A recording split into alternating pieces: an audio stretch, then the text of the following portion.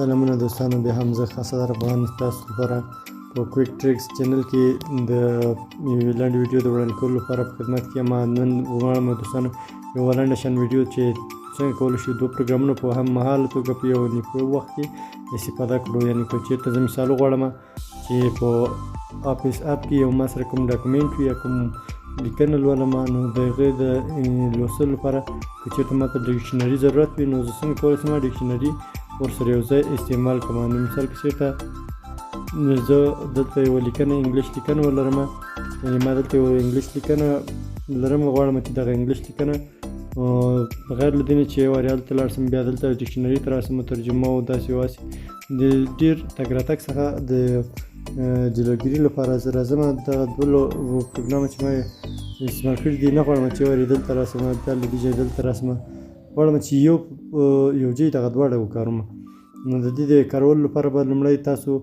په دغه دوو پروګرامونو کې چې کله دا تاسو دواړه خلاص کړو یو دانه به انتخاب کړئ. یعنې یا مثال دا پروګرام غواړم چې پورته اړخ کې راولم یا دا پورته غواړم، خو زه راځم دغه لومړی کوم دا پروګرام چې موږ سره ده، نو دغه پروګرام زه غواړم چې له دې ځای نه کش کړم، دا به کلیک ونیسم، نو له دې ځای نه به یې دغلته راولم پریس زور سره پورته به یې کش کړم، نو د دې پورته کش کولو سره به دا ما سره په دغه حالت کې راشي ډراپ هیر فار پاپ اپ. نو دا پاس اړخ کې ځان سره اډ کړم هغه کوم پروګرام چې موږ سره دویم ده، نو دغه پروګرام له هغه ځای نه هم موږ اډ کولی شو، نو که یې دې په داخل کې هغه مو صرف ورسره اډ کولی شو او له دې ځای نه هم ورسره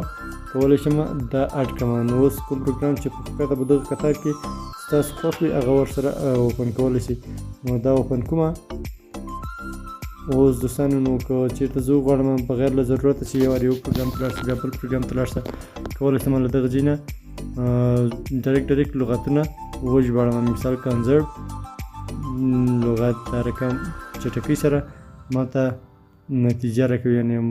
زر استفاده ترې کولی شم په یو ځای کې د دوه پروګرامونو. سپلیټ سکرین چټک سیټینګ